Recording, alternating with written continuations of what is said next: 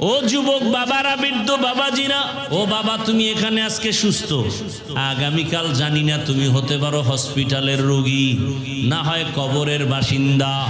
মা ঘুম থেকে ডাকবে ওঠ, হঠাৎ করে দেখবে তোমার জবানে আওয়াজ নাই, চিৎকার দিয়া বলবে তোরা কে আছো? আয়, আমার বাবা দুনিয়ায় বেঁচে নাই, আমার কপাল গেল, আমারে মা বলে কে ডাকবে?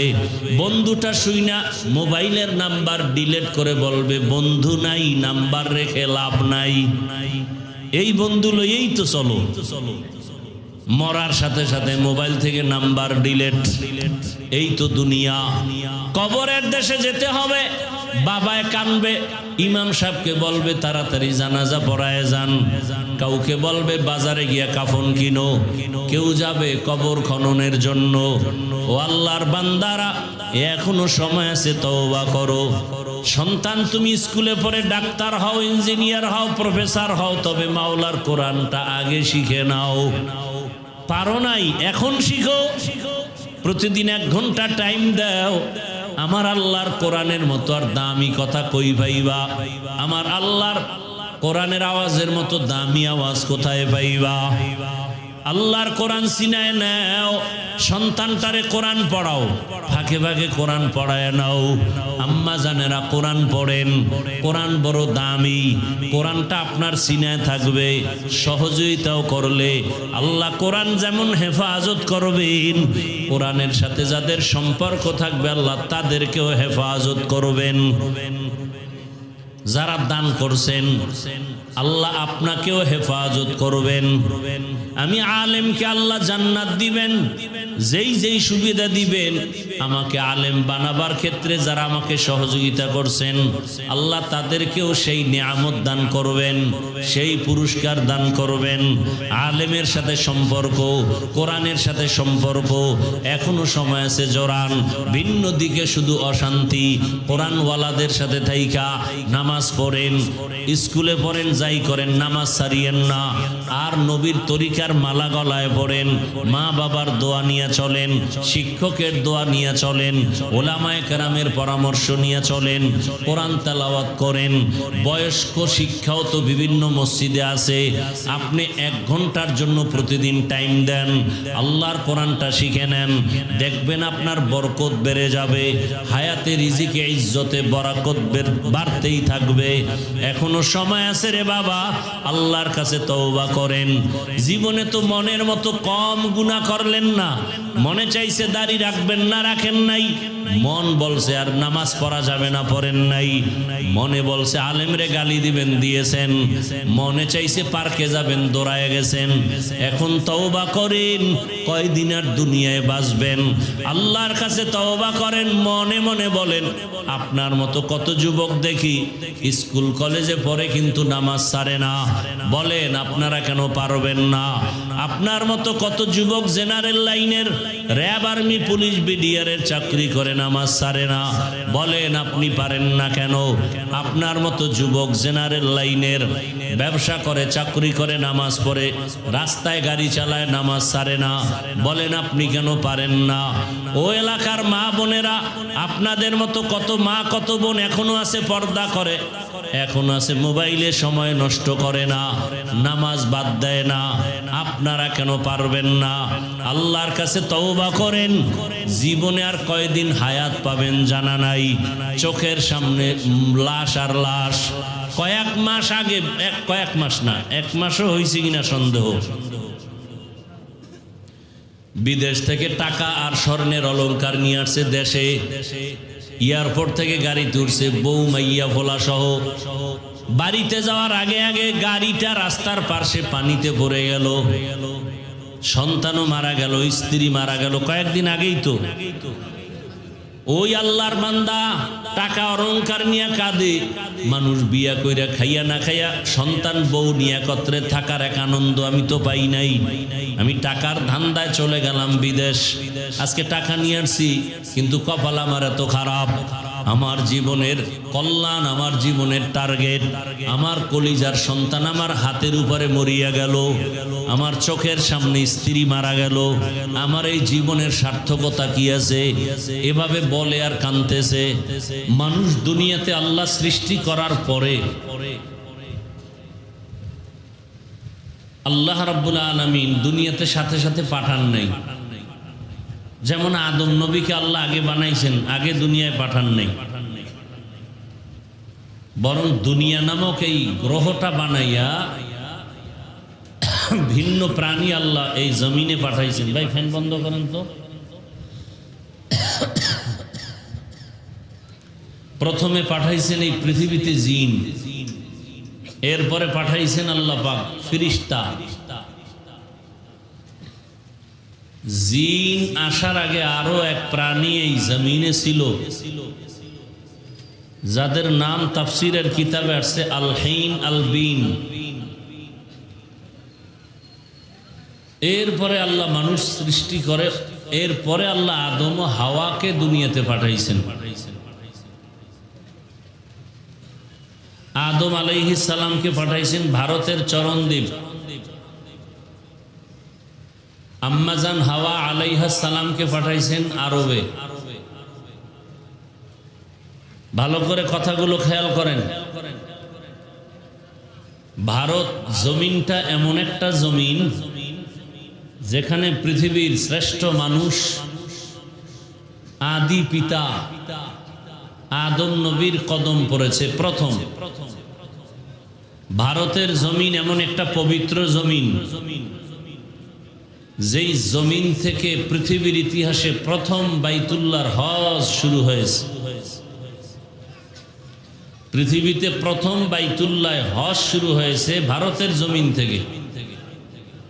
বাইতুল্লাহর হজের সফর আদম নবী এই জমিন থেকে হেঁটে হেঁটে গিয়া বাইতুল্লাহ তাওয়াফ করতেন।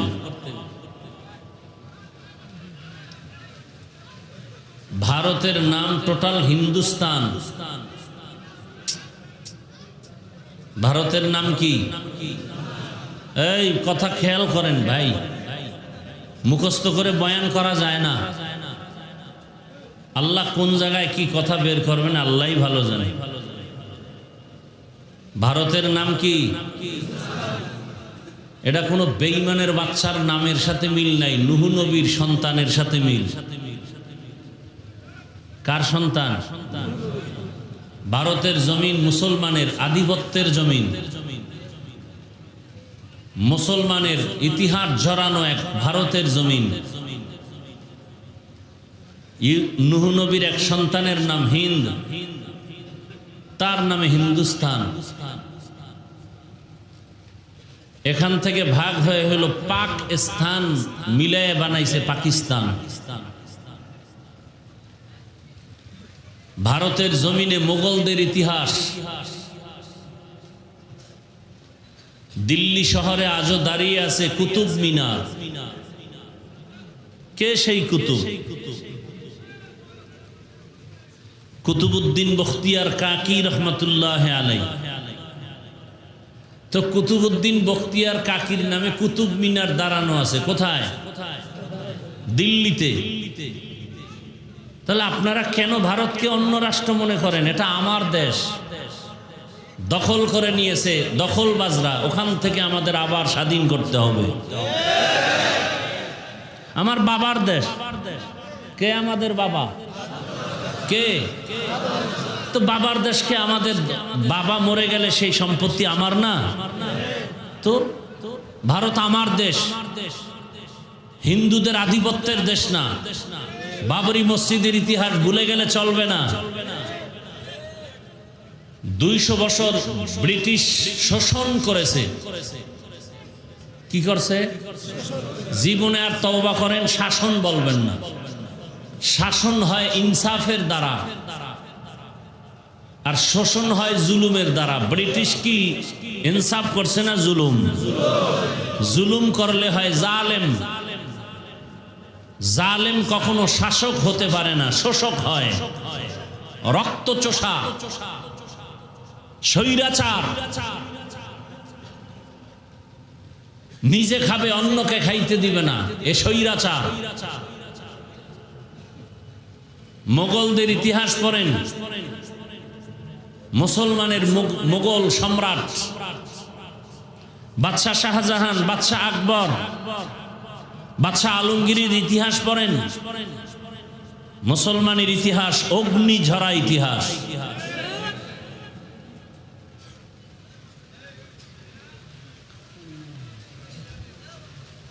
আমাদের মুসলমান বর্তমান দুনিয়াতে এখনো শক্তিশালী, খনিজ সম্পদ মুসলমানের কাছে বেশি, কিন্তু মুসলমানের দুর্বল একটা অন্তর খারাপ।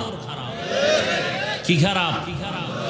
অন্তর খারাপ। দেখেন না বাংলাদেশের অবস্থা। আমরা আপনাদের বুঝাই, আমগো বুঝাইবে কে যে এক হুজুরের বিরুদ্ধে আর এক হুজুর না বলা ভালো, এই বুঝটা আমাদের কে দিবে?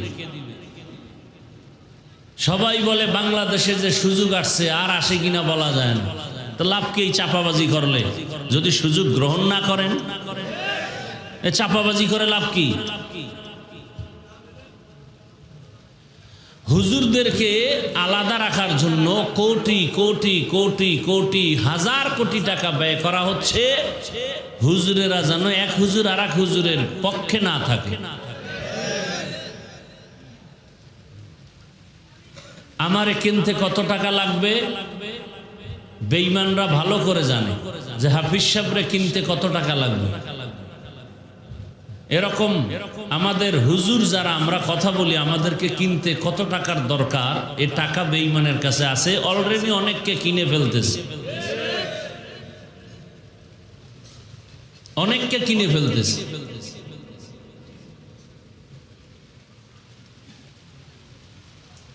এখন আমি বললে সমস্যা, বলবে ছোট মুখে এত বড় কথা উচিত না, চুপ থাকেন। চুপই থাকি, 2-3 বছর ধরে কিচ্ছু বলি না, একেবারে ছেড়ে দিয়েছি। মুরব্বীরা পারলে বলবে, নাইলে মরুক। আমার হুদা ঝামেলায় ফিরে লাভ কি? আমার কথা তো আর দেশ চলবো না। বলবো ঠিক কথা, কিন্তু বিরোধিতা শুরু হয়ে যাবে। কথা বুঝেন নাই? আল্লাহ হেদায়াত না দিলে কিছু করার নাই।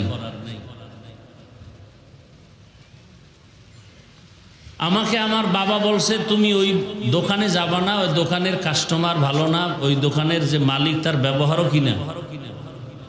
এখন বাবায় বইলে দিছে, দায়িত্ব শেষ। কেন আমি যদি গাদ্দারি করে ওখানে যাই, এটা বাবার দোষ কি? কি যেই দোকানে আমার বাবা বারবার গিয়া কষ্ট পাইছে, সেই দোকানে যদি আবার আমি মাল কিনতে যাই, বাবা আমাকে নিষেধও করছে, এরপরও যদি আমি যাই, তো এই দোষ কি বাবার? বা যা বলার ছিল এই কথা দিয়ে বুঝে নিলে নেন, নাইলে মরেন।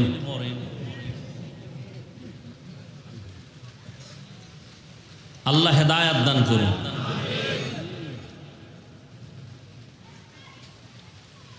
মাদ্রাসা বাংলাদেশে কত বেশি, কত আলেম বেশি, ছাত্র বেশি। আমি তো মনে করি শুধু কওমি মাদ্রাসার বড় ছাত্র, ছোট না। এরা হাতে বাঁশের লাঠি লয়ে রাস্তায় নামলে কোনো নাস্তিকের কথা বলার কোনো সাহস আছে? কিন্তু দেখেন তো কতটা পাঠ আমাদের মাঝে।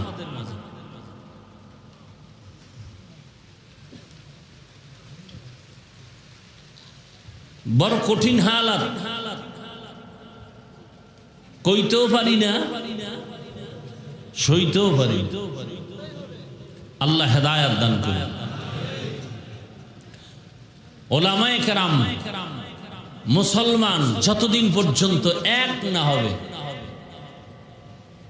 ততদিন পর্যন্ত মুসলমান বিজয় থাকবে না, পরাজয় বরণকারী হিসাবে থাকবে। তার মানে এইটা না যে তারা সব বাতিল হয়ে গেছে। রসুলের হাদিস, লান তাজতামিআ উম্মতি আলা দালালাতি আবাদা। উম্মত একই টাইমে সব ধ্বংস হবে না, গোমরাহ হবে না, সংখ্যায় কম হলেও একদল হকের উপরে থাকবেই, হকের উপরে থাকবে।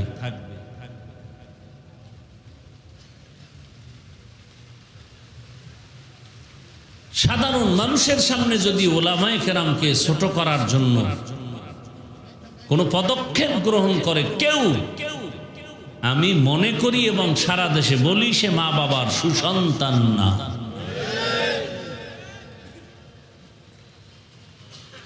কারণ প্রত্যেকের মনে রাখতে হবে কিয়ামত পর্যন্ত আর রসুলে দুনিয়াতে আসবেন না। নাকি আপনাদের এলাকায় আসবেন? সাহাবায়ে কেরাম আসবেন, আইম্মায়ে কেরাম আসবেন। কিয়ামত পর্যন্ত এই জাতিকে সঠিক পথ দেখাবেন, জান্নাতের পথ দেখাবেন, শান্তির পথ দেখাবেন একমাত্র উলামায়ে কেরাম। সেই আলেমের প্রতি মানুষের ভক্তি কমাতে হবে না বাড়াতে হবে? আমার যদি ভক্তি কমে যায় তো আমি গুনাহগার হব। আল্লাহ আমাদের সবাইকে হেদায়াত দান করেন। আল্লাহ সবার আগে আমাকে হেদায়াত দান করেন। তো মানুষ সৃষ্টি করার আগেই আল্লাহ সিদ্ধান্ত নিলেন পৃথিবীর মধ্যে সৃষ্টি জগতের শ্রেষ্ঠ হবে মানুষ। কের সিদ্ধান্ত নিলেন? মানুষ বানাবার পরে না আগে? আগে। সিদ্ধান্তটা কার? স্থায়ী না অস্থায়ী? জানা থাকলে আমাকে অ্যান্সার দেন। আল্লাহর এই স্থায়ী সিদ্ধান্ত মানে নাই কে? কে মানে নাই? ইবলিস মানে নাই। কেন মানে নাই? গায়ের জোরে না যুক্তির ব্যানারে? বুঝেন কিন্তু ফেরেশতারাও শ্রেষ্ঠ না, আগুনের সৃষ্টি শ্রেষ্ঠ না, মাটির সৃষ্টি শ্রেষ্ঠ। সিদ্ধান্ত আল্লাহর স্থায়ী, মানে না ইবলিস। কেন? যুক্তি আছে। আমগো সমাজেও যুক্তি দিয়াও অনেকে মানুষকে মাটির সৃষ্টিকে শ্রেষ্ঠ মানতে চায় না। কি ব্যাপার? কয় যুক্তি আছে। আছে না নাই? ইবলিস হলো পৃথিবীর নিকৃষ্টতম যুক্তিবাদী। বললাম এ কথা কেন? আল্লাহর সামনে যে যুক্তি দেয় কত বড় বেয়াদব। যুক্তি কিন্তু ঠেইলা ফালাইয়া দেওয়ার মতো না, মোটামুটি লাইন মতোই যুক্তিটা ছিল। যুক্তি একেবারে উল্টা পাল্টা না, লাইন মতোই ছিল। খালাকতানি মিন নারিন ওয়া খালাকতাহু মিন তিন। আমারে বানাইছো আগুন দিয়া, আদমরে মাটি দিয়া। মাটির গতি নিচে, আগুনের গতি উপরে। অতএব আমি নিচু হব কেন? আদম আমারে সেজদা করবে, আমি কেন করব? আমার গুণ উপরে থাকা, মাটির গুণ নিচে থাকা। আমি আগুনের তৈরি, আমি থাকব উপরে। আদম মাটির সৃষ্টি, মাটির গতি থাকবে নিচে। আমাকে কেন সেজদা দিতে বলো? যুক্তি বলে আদম আমাকে সম্মান করবে। আল্লাহ কয় এখানে তো মালিক আর গোলামের কারবার। মালিক আর গোলামের মাঝখানে কোনো প্রশ্ন চলে না। বুঝে আসলেও মানবা, বুঝে না আসলেও মেনে নেওয়ার নাম গোলামি। যুক্তি দেওয়া বেয়াদবি। যুক্তি দেওয়া। বাবায় কইছে এই দিকে যাবি না, সন্তান বাবার কথা মেনে নিবে। এখানে যুক্তি তালাশ করা বেয়াদবি। যুক্তি তালাশ করা। শিক্ষক ছাত্রকে বলছে তুমি ওই রাস্তায় যাবা না। শিক্ষক খারাপের জন্য বলছে না ভালোর জন্য? ছাত্র এখানে যুক্তি তালাশ করা বেয়াদবি। এই কোয়ালিটির ছাত্রগুলো ধ্বংস হয়। এই কোয়ালিটির ছাত্রগুলোই বেশিরভাগ ধ্বংস হয়ে যায়। আর প্রশ্ন করে কোন ছাত্রগুলো? যাদের মেধা ভালো। মেধা ভালো, কেউ সাহস করে না, ও পণ্ডিতি করে।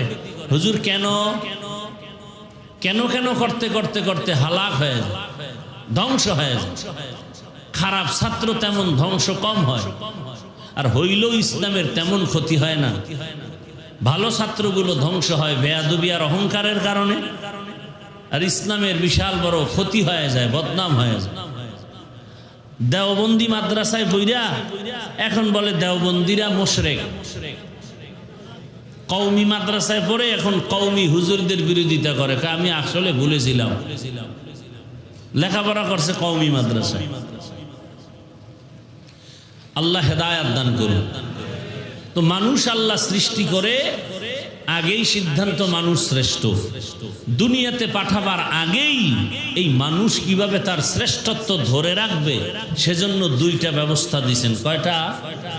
এক ব্যবস্থা থিওরিক্যাল, আর এক ব্যবস্থা প্র্যাকটিক্যাল। থিওরিক্যাল ব্যবস্থার নাম কিতাবুল্লাহ, প্র্যাকটিক্যাল ব্যবস্থার নাম রিজালুল্লাহ। সমস্ত কিতাবের শ্রেষ্ঠ কিতাব কুরআনুল কারীম, সমস্ত রিজালের শ্রেষ্ঠ রিজাল বা শ্রেষ্ঠ ব্যক্তি রহমাতুল লিল আলামিন। এই দুই ব্যবস্থা যারা ধরে রাখবে তারা দুনিয়াতেও শ্রেষ্ঠ বাদশা, আখিরাতেও বাদশা। আর এই দুই পদ্ধতির কোনো একটা ছেড়ে দিলে তার দুনিয়াও বরবাদ, আখিরাতও বরবাদ। আমাদের সমাজে এই অবস্থার মধ্যে তিন দল হয়ে গেছে। এক দল বলে আমরা কিতাব মানি, ব্যক্তি মানি না, ব্যক্তির পূজা করি না। এরকম আছে না নাই? বলে আমরা কোনো ইমাম মানি না, মাযহাব মানি না, কোনো ব্যক্তি মানি না। আর আমি আজকে বলে গেলাম আল্লাহর জাতের কসম, ব্যক্তি মানে না এমন কোন মানুষ দুনিয়াতে নাই। এমন কোন মানুষ দুনিয়াতে নাই। বরং যারা বলে ব্যক্তি মানি না, ওরা আরো ব্যক্তির গোলাম হইয়া পূজা করে, পূজা। আর আমরা যারা মাযহাব মানি বলি আমরা পূজা করি না, আমরা তাদের থেকে সহযোগিতা নেই। আল্লাহকে চিনি না, পরিচয় শিখাইয়া দাও। কোরআন বুঝি না, বুঝাইয়া দাও। হাদিস বুঝি না, বুঝাইয়া দাও। তোমার কাছে কতক্ষণ বলবো বুঝি না, যতক্ষণ তুমি আল্লাহর লাইনে আসো। যতক্ষণ দেখবো তুমি আল্লাহর লাইনে নাই, তুমি আকাবির হলেও তোমাকে আর মানার কোনো অন্তরে আমাদের আশা নাই। কথা বুঝে আসছে? আর যারা বলে না আমি যেই ব্যক্তিরে ধইরা ফেলছি এর আর ছাড়বো না, জাহান্নামে গেলে যাব, এর নাম পূজা। এর নাম কি? পূজা। আল্লাহ হেদায়েত দান করেন। আমাদের দেশে বক্তারা শিরিকের ওয়াজ বেশি করেন, অথচ হিন্দুদের পূজা, দুর্গা পূজায় দেখা গেল সেই শিরিকের দরজায় অনেকেই হাজির। কি শিরিকের দরওয়াজায় হাজির। কেউ বলে পূজা আর রোজা নাকি সমান, আবার কেউ বলে ধর্ম যার যার সবার, তার মানে বিয়া যার যার, বউ সবার। এখানে নাউজুবিল্লাহ, হেনে আউজুবিল্লাহ কেন?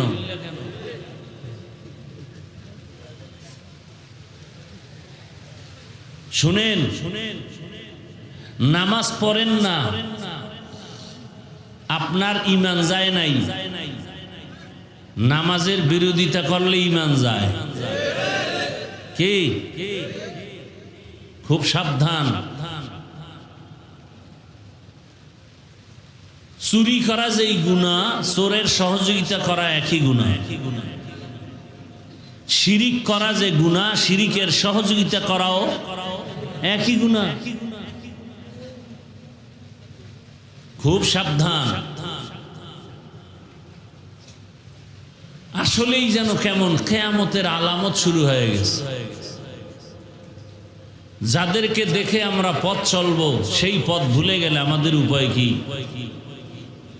ডাক্তার, সেদিন দেখলাম কিতাবে ওলামায়ে কেরাম উম্মতের কলবের ডাক্তার।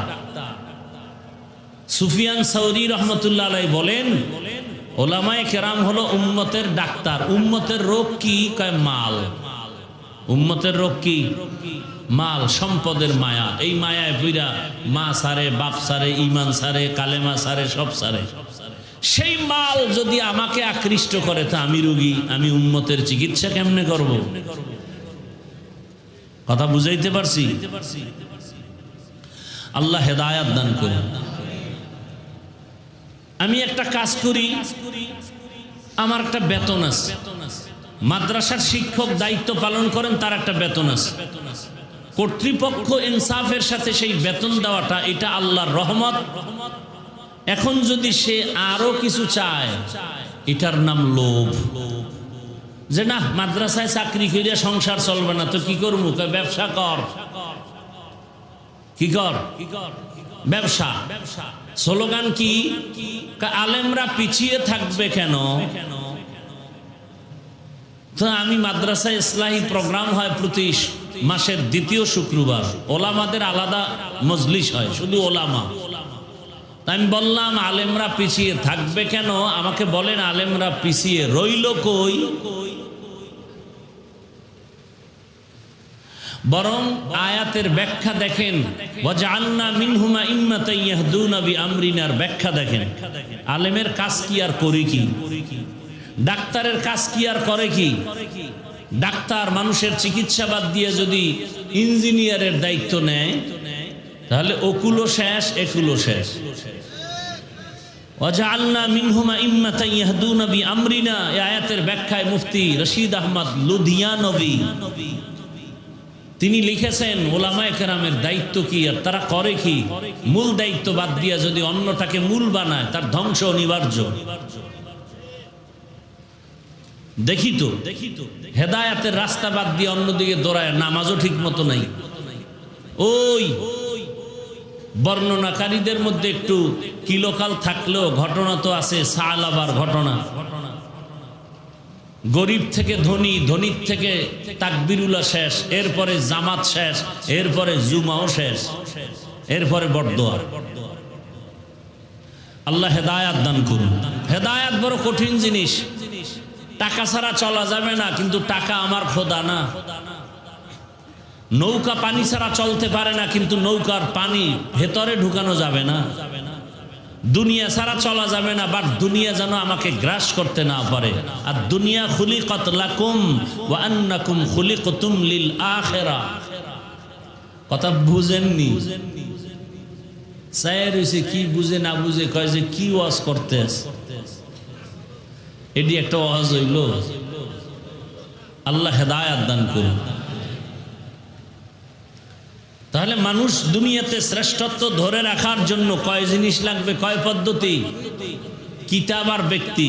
শ্রেষ্ঠ কিতাবের নাম কোরআন, শ্রেষ্ঠ ব্যক্তির নাম রহমতের নবী। কোরআন আছে, নবী নাই।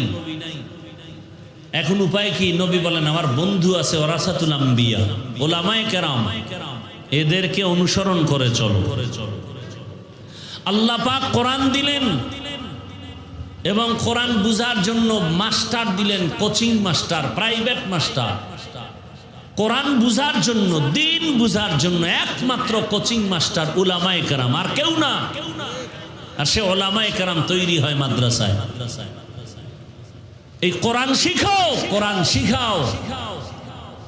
ডাক্তার হও, ইঞ্জিনিয়ার হও, প্রফেসর হও, আগে কোরআন শিখো। আমাদের দেশে বহু জেনারেল লাইনের মানুষ কোরআন পড়তে পারে না। অথচ তুমি যুবক, কোন জামানায় আসছো যে তুমি matric pass, BA pass, IA pass করলা, কোরআন শিখবা পরের কথা, আসসালামু আলাইকুম সালাম দিতে পারো না। দুনিয়ার সব পারো, সালামটা দিতে পারো না। আসসালামু আলাইকুম এই দুইটা শব্দ পারে না মুসলমান। সালাম দেয় সালামাইকুম, অর্থ কি? তোমার উপরে আল্লাহর গজব। সালাম দেয়, স্টাইল করে সালাম দেয়। আল্লাহ কোরআন দিলেন, এই এক কোরআনের পাওয়ার কত! শুধু এই কোরআনটা দিয়া সারা দুনিয়াতে কত হাজার কোটি কোটি মানুষ সম্মানের চেয়ারে আছে, রিজিকের ব্যবস্থা হইতেছে শুধু একটা কোরআনের বরকত। তাহলে কত পাওয়ার এটা! আল্লাহ পাক, যদিও কোরআন আমরা লেখাটা ধরলে দেখি 250 গ্রাম, হাকিকতে ওজন কত, কিন্তু সেই কোরআনের প্রতি গুরুত্ব নেই। কোরআন শিখানোর কোনো চিন্তাই মা বাবার মধ্যে নাই। অথচ পৃথিবীতে একটাই কিতাব যেটা দেখলেই সওয়াব, ধরলে সওয়াব, পড়লে সওয়াব। আলিফ পড়বেন, আলিফ সাথে সাথে 10 নেন। পৃথিবীতে আর কোনো কিতাব নাই যেটা দেখলে সওয়াব, পড়লে সওয়াব, ধরলে সওয়াব। একটাই মাত্র কিতাব, নাম কি? বাখা কোরআন কালামুল্লাহ বসনো কদিমস্তি কদিমস ইনো ইনো। কোরআনের বরকত কেমন দেখেন! করোনার মতো মহামারীও কোরআনের সামনে দাঁড়াতে পারে না। মোকাবেলা করবা না, সব কিছু মোকাবেলার একমাত্র হাতিয়ার আমার আল্লাহর কালাম। স্কুল বন্ধ, কলেজ বন্ধ, চাকরি বন্ধ, ব্যবসা বন্ধ, ফ্যাক্টরি বন্ধ, গাড়ি বন্ধ, দোকান বন্ধ, কোরআনের একটা মাদ্রাসাও করোনায় বন্ধ হয় নাই। ভুলে গেছেন, ভুলে গেছেন। বাবার করোনা, শিক্ষিত দুইটা কুলাঙ্গার সন্তান, শিক্ষিত কুলাঙ্গার বাবারে করোনা আক্রান্ত করে সন্তান কাছে যায় না, মাস্ক লাগায় বসে আছে করোনা।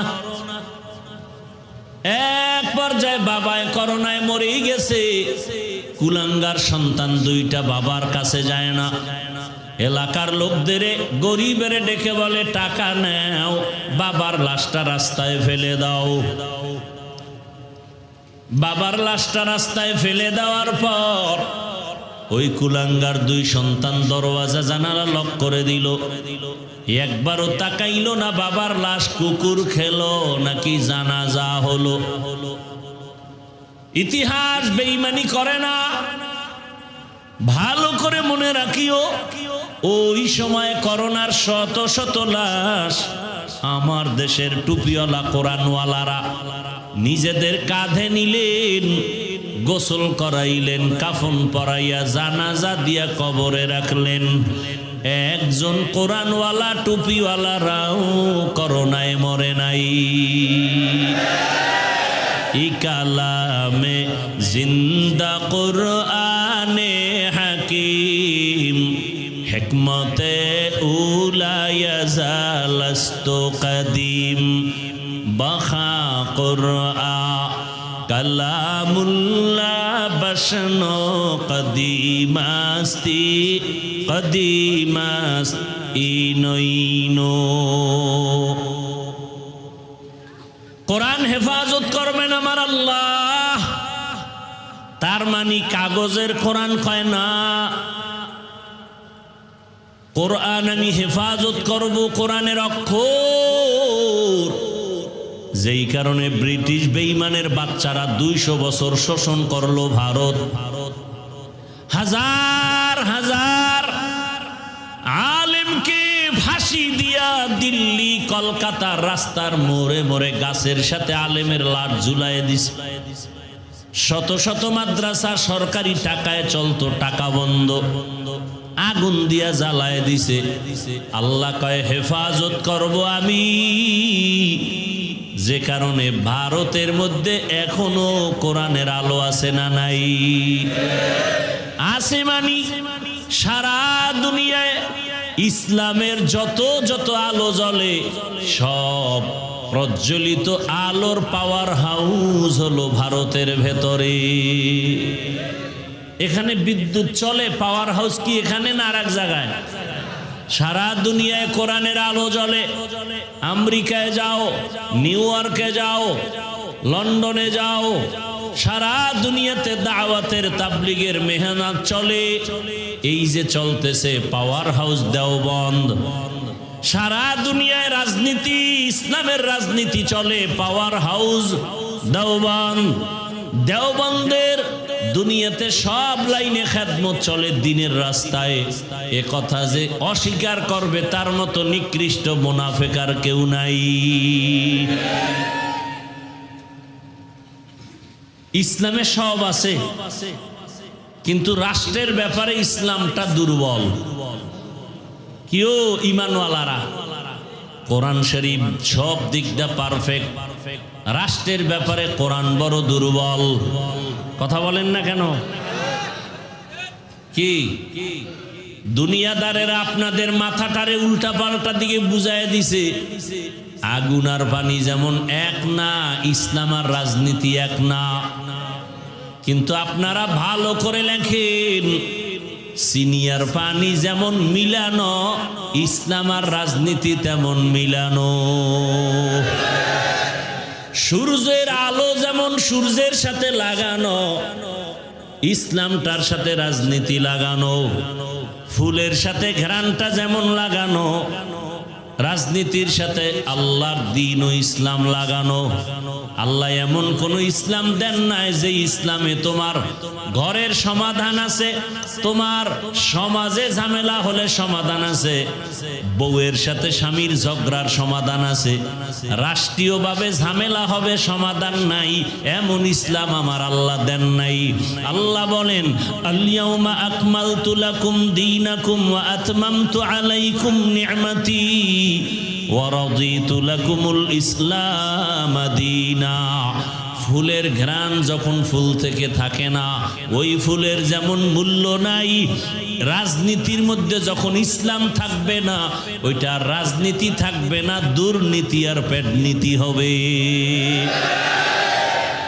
ইসলাম ছাড়া যারা রাজনীতি করে সবগুলো ধান্দাবাজ না, সবগুলো চান্দাবাজ না, সবগুলো সুদখোর না, সবগুলো মদখোর না। এই ওলামা দল, ওলামা লীগ, এদের মধ্যে যত ওলামাও আছে এরাও ভেজাল্লা, ভেজাল ছাড়া আছে, পর্দার কোনো ভালাই নাই, শুধু টাকা টাকা টাকা, চেয়ারটা পাইলেই আমি শান্তি। আপনারা আল্লাহর মোহাব্বত নিয়ে বলেন, রাষ্ট্রের ব্যাপারে কি ইসলামে কোনো নির্দেশনা নাই? সুলাইমান নবী গোটা দুনিয়া চালাইছেন, ঘটনা কোরআনে নাই? ইউসুফ নবী মিশরের অর্থমন্ত্রী ছিলেন, ঘটনা কি কোরআনে নাই? জুলকারনাইন বাদশাহ গোটা দুনিয়া চালাইছেন, ঘটনা কি কোরআনে নাই? রহমতের নবী মদিনার রাষ্ট্র চালাইছেন, ঘটনা কি ইসলামে নাই? তো কেন বলেন ইসলামে রাজনীতি নাই? ভালো করে বুঝেন, রাজনীতি করেন না, আপনাকে গালি দেওয়া যাবে না, কিন্তু বিরোধিতা যদি করেন ছাড় দেওয়াও যাবে না। আপনি নামাজ পড়েন না, আপনাকে গালি দেওয়া যাবে না, কিন্তু নামাজের বিরোধিতা যদি করেন ছাড় দেওয়া যাবে না। আপনি দাড়ি রাখেন না, এরকম করেন কেন লাইটটারে নিয়ে বলেন তো?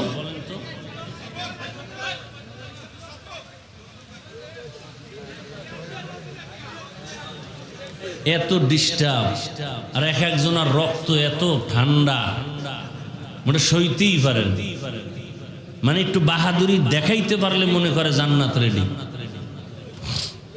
মসজিদে গেলে দেখবেন সবটির পকেটে মোবাইল, একজনে ভুলে রিংটোন বন্ধ করতে পারে না, ভুলে রিংটোন বাজ, 13 জনে লইয়া পড়ে, হেই মেয়ে তুমি মোবাইল চালাও, বুঝো না কিছু না। কিন্তু ওই আহাম্মকেও কিন্তু বহুবার ধরা খাইছে। একটা মানুষের ভুল পাইলে তার জাগাত বেইজ্জতি করে নেন, জাগাত। কারণ কি? ঝামেলা কেন? ইসলাম নাই, যেখানে রসুলের আদর্শ নাই সেখানেই অশান্তি। সভাপতি বানাইছেন একটা সুদখোর, সেক্রেটারি একটা ঘুষখোর, তো জিব্রাইল আমগো রহমত লই আইব না মসজিদের ছাদের উপর?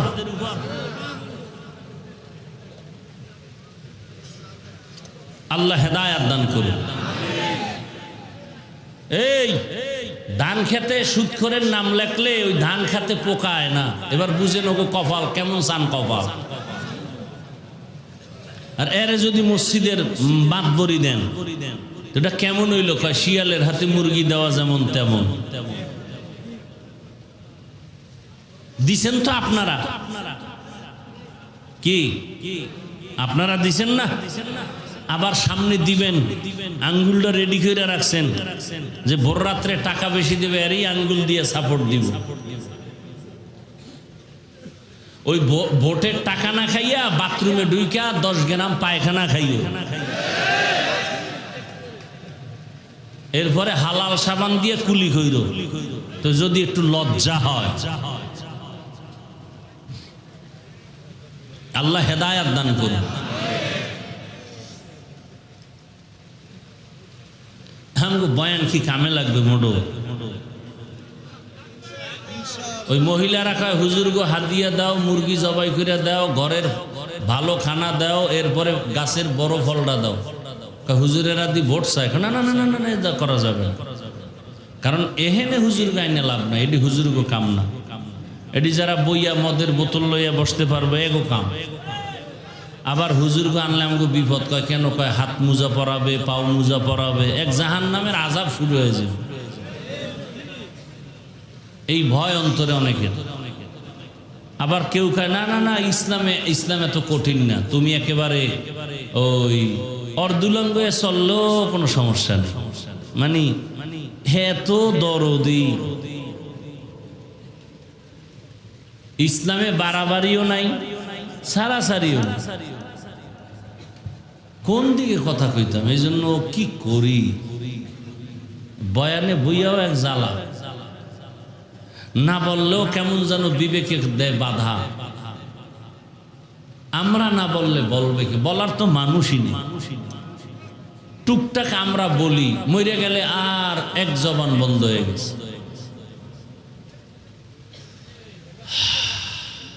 কি কথা বলতেছিলাম, লাইট মেরে ফ্যাশটা লাগাই দিচ্ছে। কি বলতেছিলাম,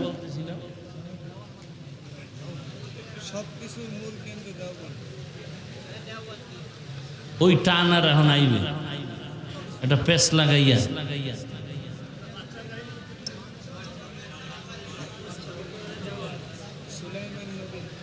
তো রাষ্ট্র পরিচালনা করেছেন ইসলামে আছে, তাহলে ইসলাম পরিপূর্ণ। ইসলাম একমাত্র শান্তির ঠিকানা, আর সব ঠিকানা অশান্তি। একমাত্র শান্তির ঠিকানা কি? ইসলাম ছাড়া কোনো শান্তির ঠিকানা। কিয়ামত পর্যন্ত এই জমিনে ইসলাম ছাড়া কেউ কাউকে শান্তি দিতে পারবে। ইসলাম কেমন? রহমতের নবী তার স্ত্রীদেরকে নাম ধরে ডাকেন না, ভালোবাসা দিয়া ডাকেন আম্মাজান আয়েশা। নবীর একাধিক বিবির মধ্যে তিনি ছিলেন কম বয়সের কুমারী। 6 বছর বয়সে আম্মাজানকে বিবাহের বন্ধনে আবদ্ধ করলেন নবী। 9 বছর বয়সে আম্মাজান নবীর ঘরে আসলেন। 18 বছর বয়স যখন হয়, নবী দুনিয়া থেকে চলে গেলেন। হিসাবটা বুঝলে বলেন আম্মাজান নবীর ঘর করলেন কতদিন? 9 বছর। টোটাল বয়স কত? আমগো দেশের বোনের তো 18 বছরে বিয়াই হয় না। সেদিনও আমি আমার মুসল্লি জুমায় বড় লোক সব দামি দামি বললাম, মাইয়া বিয়া দিয়া দেন, 14-15 বছরে তাড়াতাড়ি বিয়া দিয়া দেন। ওরে যদি কেউ পড়াইতে চায় ওর স্বামী পড়াবে, না পড়াইলে না পড়াও। ভেজাল কইরেন না। 15-14 বছরের পরে মেয়ে যদি বিয়া না দেন, আর সে যদি নিঃশ্বাস ছাড়ে, সব গুনাহ বাবার আমল নামায় চলে আসবে। দলিল লাগবে। মান বুলিদা লাহু ওয়ালাদুন ফালইউহসিন ইসমাহু ওয়া আদাবাহু ফাইযা বালাগা ফালইউযাওবিজহু ফাইন বালাগা ওয়া লাম ইউযাওবিজহু ফাইন বালাগা ওয়া লাম ইউযাওবিজহু ফাআসাবা ইসমান ফাইন্নামা ইসমুহু আলা আবিহি। সন্তান দুনিয়াতে আসছে, ভালো নাম রাখো, আদব শিখাও। বড় হয়েছে, বালেগ, বিয়া করায় দাও। সন্তান বালেগ বালেগা হয় কখন, এটা মা বাপ জানে না। নবী কয় বালেগ বালেগা হয়েছে, বিবাহ করায় দাও। ফাইন বালাগা ওয়ালাম ইউযাওবিজ, বালেগ হয়ে গেছে, বিয়া করাও নাই। এমত অবস্থায় যদি তোমার সন্তান গুনায় ঢুকে, মা বাবার গুনাহ হয়ে যাবে। সন্তানের গুনার অংশ মা বাবার ভেতরে চলে আসবে। আর এখন বালেগ হওয়া লাগে, মোবাইলই তো বালেগ বানায় দেয়। কি সন্তানরা তো এখন মা বাবার তোয়াক্কা করে না, নিজের বিয়া নিজে করে ফেলে। আল্লাহ হেদায়েত দান করুন। কয় দিকে বলবো, কয় দিকে? লজ্জা নাই দেখে দেখো না যুবকরা হাসতেছে, মনে হয় আমি খুব খুশির কথা কইছি। করতেছে আকাম, এডি কইতেছি, লজ্জায় থাকবে মাথা নিচু, তাকায় তাকায় হাসতেছে। এই জন্য ১৫০০ বছর আগে রসুল বলে গেছেন, লা ঈমানা লিমান লা হায়া আলা, যাদের লজ্জা নাই ওদের ঈমান নাই। আল্লাহ হেদায়েত দান করেন। রহমতের নবীর আদর্শ আম্মা জান আয়েশাকে নবী ডাকেন মায়া করে, ও হুমায়রা, নাম ধরে ডাকছেন, আপনি সম্বোধন করেছেন। আর এখন এমন ফ্রি মাইন্ডের যুগ আসছে, স্ত্রী স্বামীরে নাম ধরে ডাকে, স্বামীও স্ত্রীকে নাম ধরে ডাকে। নাকি এই দুনিয়ায় নাই? জিগাইলেই বলে ফ্রি মাইন্ড। ফ্রি মাইন্ডের পরে যে জুতার বাড়ি আছে খবর নাই। স্ত্রীকে নাম ধরে ডাকে বেবি, বেবি ও স্বামীরে নাম ধরে ডাকে হৃদয়। Free mind. ছেলে সন্তান আল্লাহ দিছে, ওটাও বড় হইয়া দেখে একটা আর একটারে নাম ধইরা ডাকে, ছেলেও নাম ধইরা ডাকে, হৃদয় টাকা দে। মায়েরে আম্মু বলে না, বলে বেবি, বাদ দে। কিছুদিন পরে মাথা গরম হয়ে গেছে, মানুষ যদি জানে আমার কাগজের ফুল যেমন আসল ফুল না, উকিল বাবাও তেমন আসল বাবা না। তুমি ভিন পুরুষের সাথে দেখা দেওয়া যেমন হারাম, ওই উকিল বাবারেও দেখা দেওয়া হারাম। কিন্তু আকাম চলে, আকাম। উকিল বাবারে বানায় সদরঘাট বানাইছে পুরা ঘরে। ধর্মের মা, ধর্মের কোনো আত্মীয় নাই, হারাম হারাম হারাম হারাম। নিজের মায়ের খবর নাই, ধর্মের মা। নিজের বাবার খবর নাই, পীর বাবা। আসল বাবার খবর ল। পীর বাবার জন্য হাদিয়া নেয়, আপন বাবারে খাওয়ায় না। পীর বাবার জন্য বড় গরু মান্নত করে, নিজের আপন বাবার কবর জিয়ারত করে না। কত বড় নিমক হারাম, কত বড় কমবক্ত। আসল মা বাবার খবর নাই, অথচ আল্লাহ এবং রসুলের পরে তোমার জীবনের মূল হলো মা বাবা। ওই মা বাবার কষ্টের বিনিময়ে তুমি আজকে মানুষ, আমি মানুষ। রহমতের নবী আদর্শ শিখায় দিছেন, একজন আর একজনের সাথে দেখা হওয়া মাত্র শান্তির দোয়া করো, সালাম। সেও তোমাকে জবাব দিবে, ওয়ালাইকুমুস সালাম, শান্তি তোমার উপরে বর্ষিত হোক। তাহলে ইসলাম বলে প্রথমেই একে অপরের শান্তির দোয়া করে, ওখানে আবার অশান্তি আসবে কেন? এজন্য রসুলের আদর্শ ছাড়া কিয়ামত পর্যন্ত জমিনে শান্তি আসবে না, ঘরে শান্তি আসবে না। আর ওই রসুলের পরিচয় বর্তমান দুনিয়াতে যারা দিবেন ওলামায়ে কেরাম, ওলামায়ে কেরামের পরামর্শ নিয়ে কোরআন হাদিস অনুযায়ী জীবন চালাও।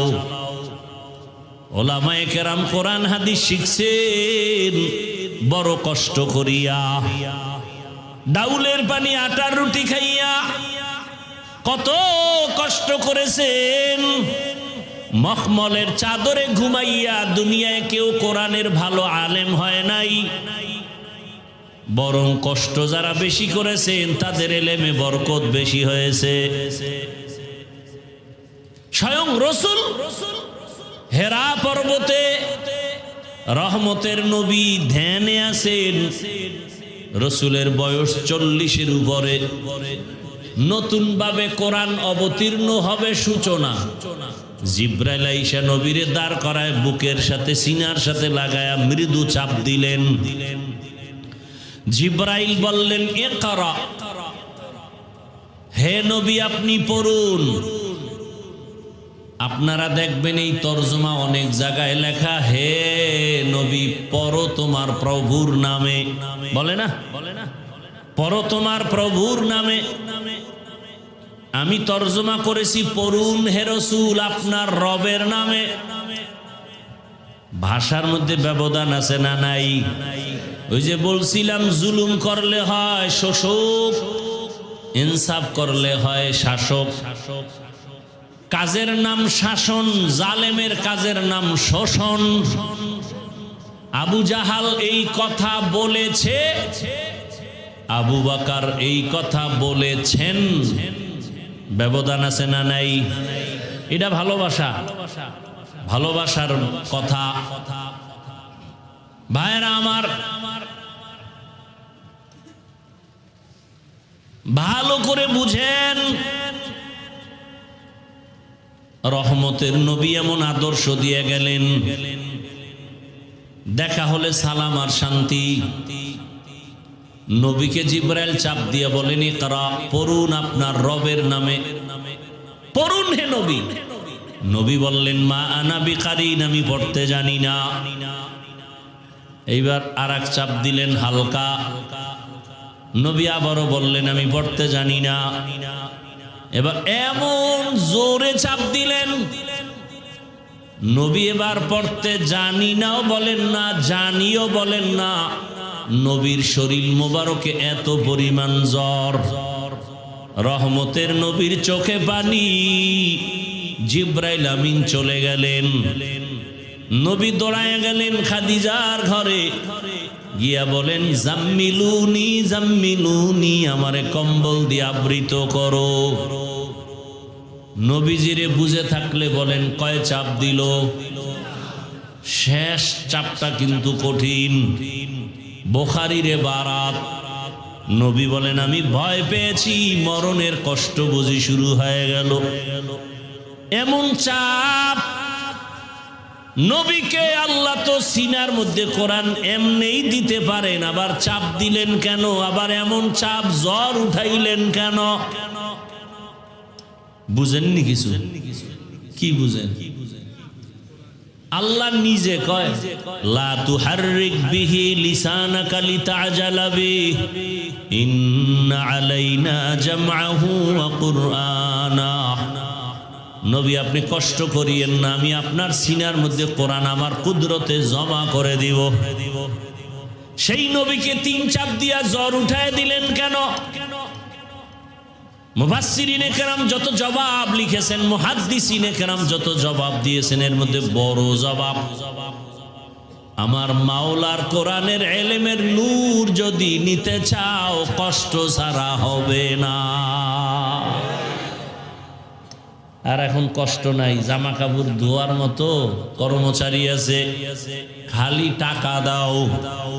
খানা 3 বেলা না 5 বেলা, আসরের পরে খানা, ফজরের পরে ডিম, দুধ, ঘুমের আগে আপেল, মালটা, খাওয়াইতে খাওয়াইতে এত পরিমাণ খাওন আছে না নাই?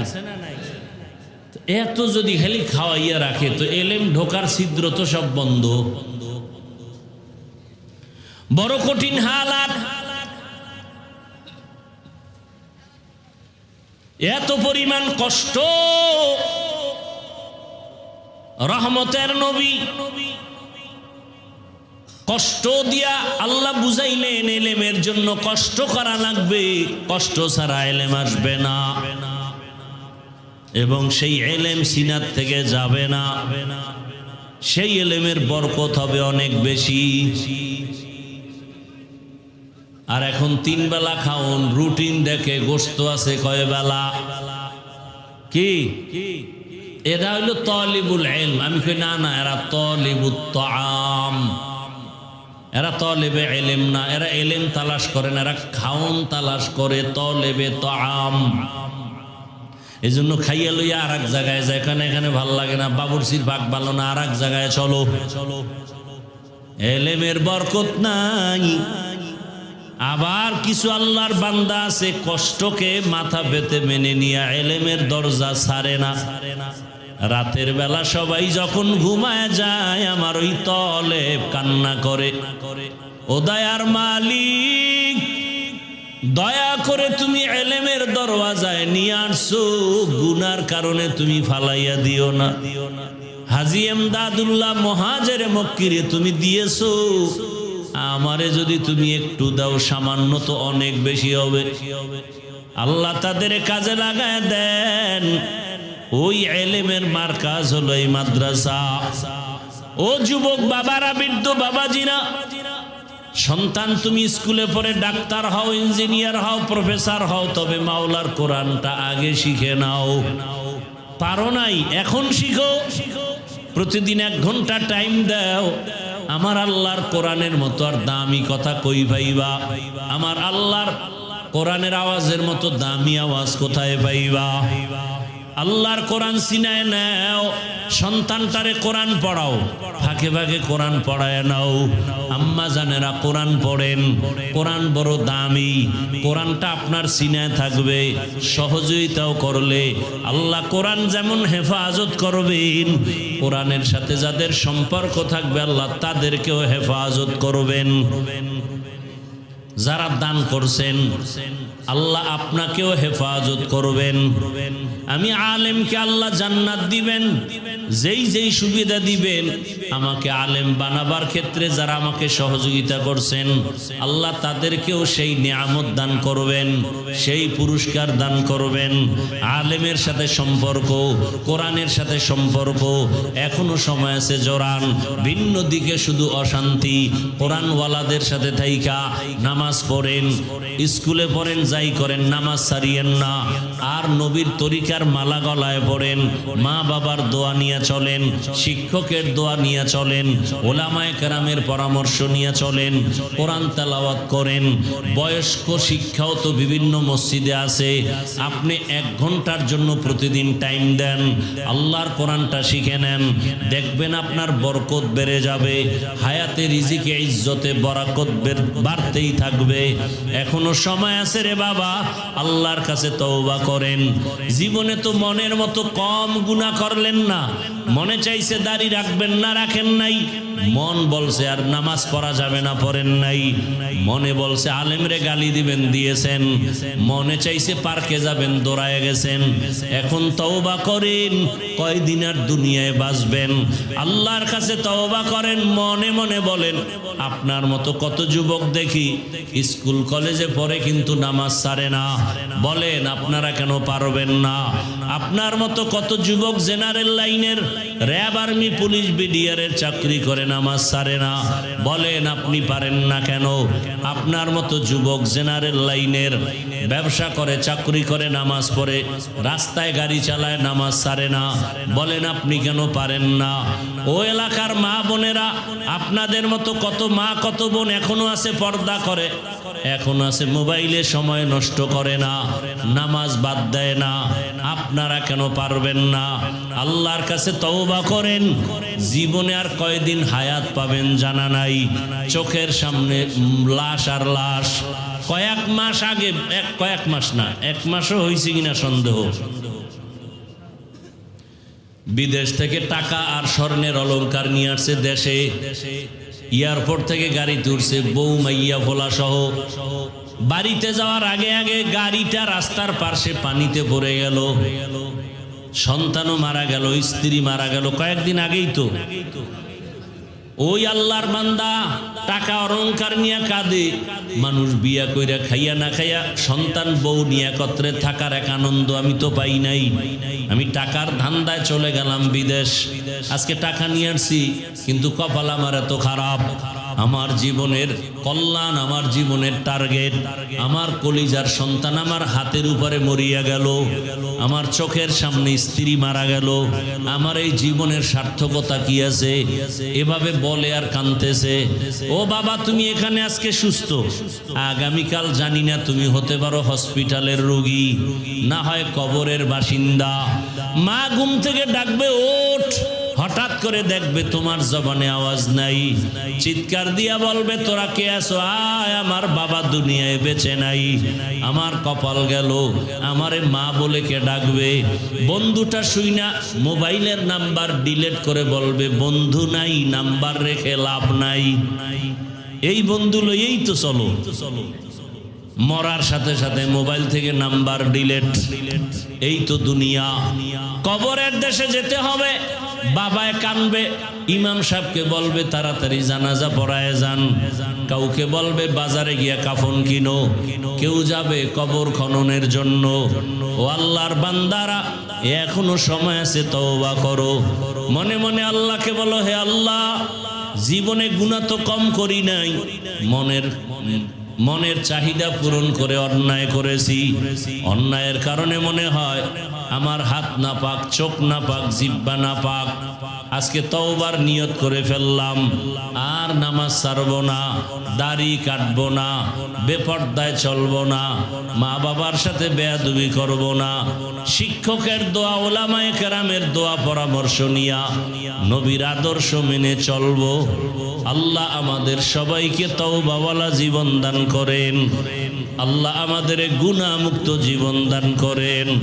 আলহামদুলিল্লাহি রাব্বিল আলামিন والصلاة والسلام على سيد الأنبياء والمرسلين وعلى آله وأصحابه أجمعين يا أرحم الراحمين يا أرحم الراحمين يا أرحم الراحمين رب ارحمهما كما ربياني صغيرا اللهم إنك عفو كريم تحب العفو فاعف عنا اللهم إنا نسألك رضاك والجنة ونعوذ بك من سخطك والنار اللهم إنا نعوذ بك من البرص والجنون والجذام وسيء الأسقام اللهم ارحمني بترك المعاصي